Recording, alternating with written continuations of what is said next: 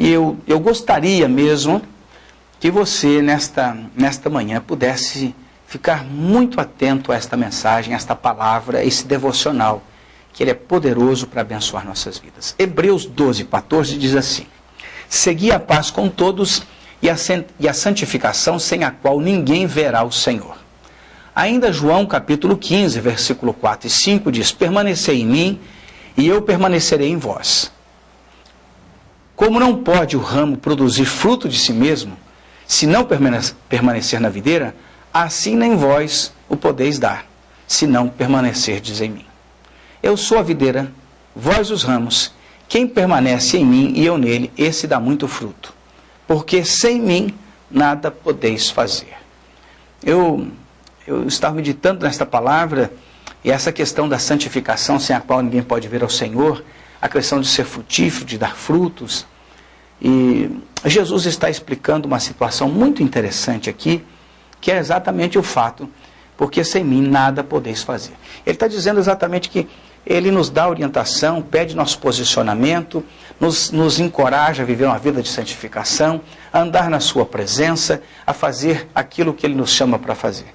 Mas ele conclui que sem ele nada nós podemos fazer.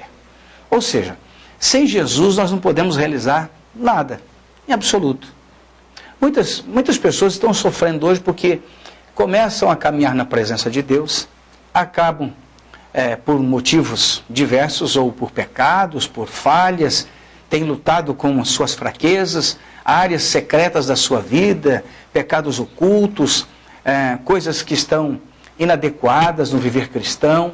Pessoas começam a caminhar com Cristo e começam a encontrar uma evidência dessas coisas erradas, que tanto lutam para vencer, que tanto lutam para superar, e continua a sua caminhada, caindo, levantando-se, caindo, levantando-se, e muitos por tanto fracasso, por tanta decepção pessoal, alguns se sentindo até como se tivesse uma vida dupla, querendo ser alguém na igreja, servindo a Deus, querendo ser um cristão autêntico, querendo ser de Deus e ao mesmo tempo encontrando áreas da sua vida de fraqueza, de derrotas, de fracassos, em que tenta de todas as maneiras vencer aqueles pecados ocultos que ninguém sabe, só você e Deus, e muitas vezes não consegue.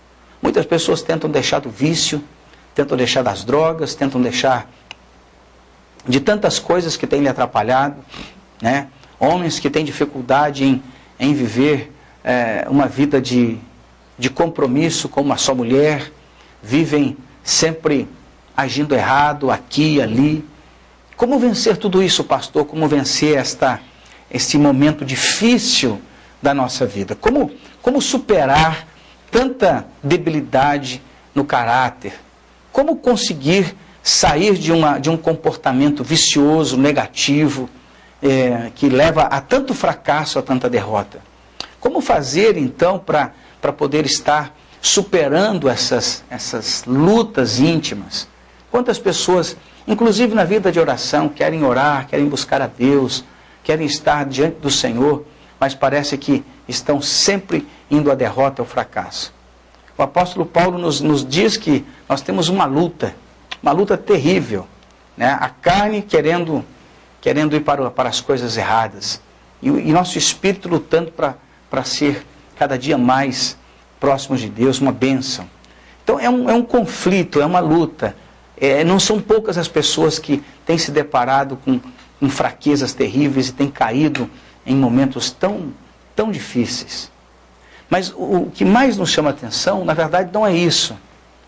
É que as pessoas, depois de um certo tempo, começam a se afastar de Deus. Têm dificuldade de orar ao Senhor. Quando pecam, quando fracassam, quando falham, têm muita dificuldade de entrar na presença de Deus. Porque se julgam indignos da sua presença, da sua glória, do seu amor, da sua misericórdia. Se julgam indignos de se aproximar do Pai para dizer: me ajuda, papai, eu estou precisando da tua graça, da tua bondade. As pessoas estão lutando e começam a lutar sozinhos, a tentar fazer sozinhos as coisas. Começam a querer ser melhor na força do braço, na sua capacidade. já é muito claro quando nós percebemos que a nossa capacidade ela não é nada, a nossa força é fraqueza, a nossa suficiência, na verdade, é insuficiência, a nossa presunção de que podemos, que somos alguma coisa por nós mesmos, isso cai por terra em poucos minutos que nós nos vemos ali diante de um fracasso, até muitas vezes moral, emocional, de comportamento, de caráter, enfim. Nos deparamos com uma realidade que é uma só. Sem Jesus nós não podemos fazer nada. A palavra de Deus, ela nos exorta a nos aproximar do Senhor, a fazer a sua vontade, a ir para a sua presença. Olha o que diz a Bíblia.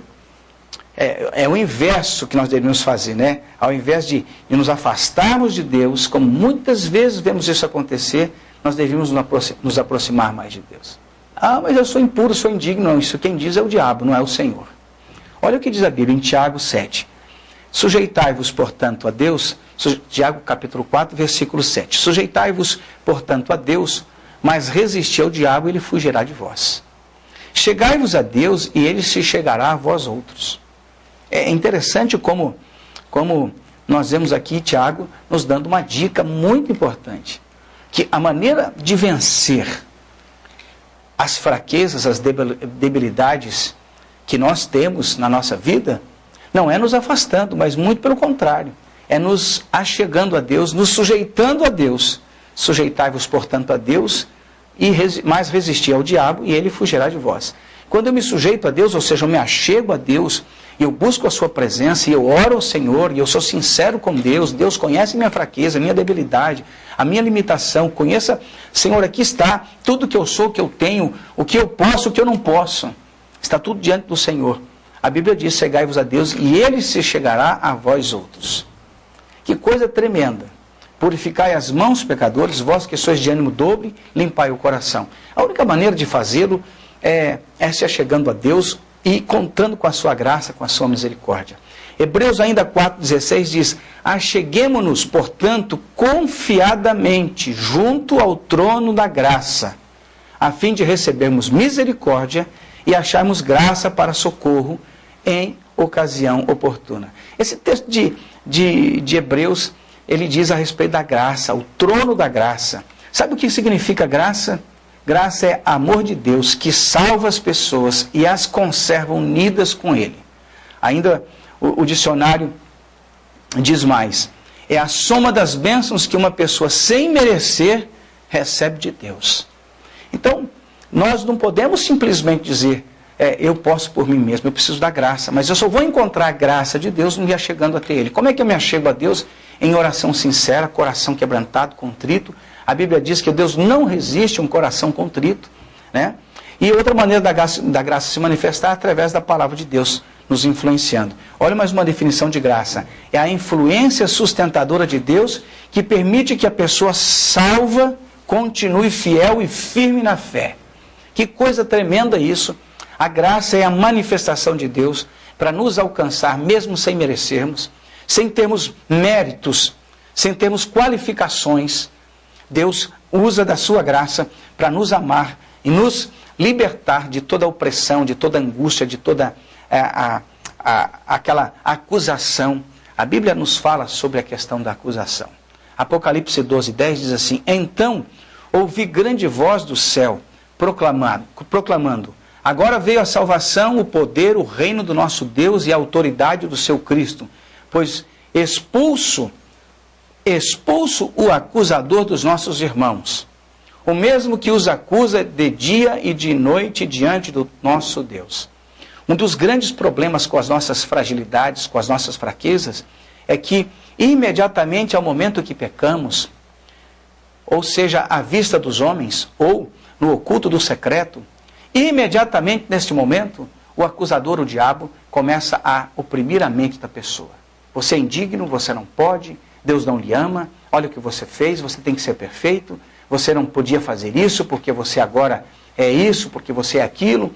Então o diabo ele começa a trabalhar e acusar diante de Deus e diante dos homens, principalmente na consciência do ser humano, é onde ele mais trabalha, porque, esse telespectador, uma das estratégias que o diabo, nosso adversário, ele utiliza para impedir os planos, os propósitos de Deus na sua vida, a eficácia daquilo que Deus pode realizar, é exatamente nos neutralizando. E uma das ferramentas para neutralizar o ser humano, impedindo-o de avançar, de conquistar, é exatamente a acusação. A acusação leva a pessoa a um estado terrível de ansiedade, de depressão, de angústia. Toda acusação gera um sentimento de incapacidade. A acusação, ela nos coloca em um lugar em que nós nos sentimos culpados e indignos de recebermos algo de Deus. Porém, a Bíblia nos fala sobre a graça de Deus e esta graça poderosa, que é o favor que nós não merecemos. Acheguemo-nos, portanto, confiadamente junto ao trono da graça, a fim de recebermos misericórdia e acharmos graça para socorro em ocasião oportuna. Qual é a ocasião oportuna? É a ocasião do amor de Deus, quando você se achega a Ele, mesmo com toda a impureza, com todo o mal que você possa ter cometido, ouse, simplesmente ouse se colocar diante de Deus em oração e pedir: Deus, tem misericórdia da minha vida, perdoa os meus pecados, perdoa as minhas falhas, e você vai se levantar vencedor contra aquela área de debilidade na sua vida. Eu gostaria de orar por você nesse momento, telespectador, pedindo a Deus que Deus lhe dê ousadia, sabedoria e confiança que Deus, apesar de nós, nos usa, nos abençoa e nos restaura, porque Ele é Deus, nós somos homens. Na verdade, Deus não está buscando pessoas perfeitas. Deus não busca pessoas perfeitas, pessoas santas. Ele, na verdade, santifica as pessoas que o buscam. E essa é a frase tremenda de Deus. Pai, que Deus abençoe a vida do meu telespectador, que o Senhor esteja fazendo uma obra tremenda em sua vida, que haja nele uma restauração sobrenatural nesta manhã, no nome de Jesus. Amém. Querido, tenha um bom dia. Até amanhã, se Deus quiser. Fique na paz, fique com Jesus.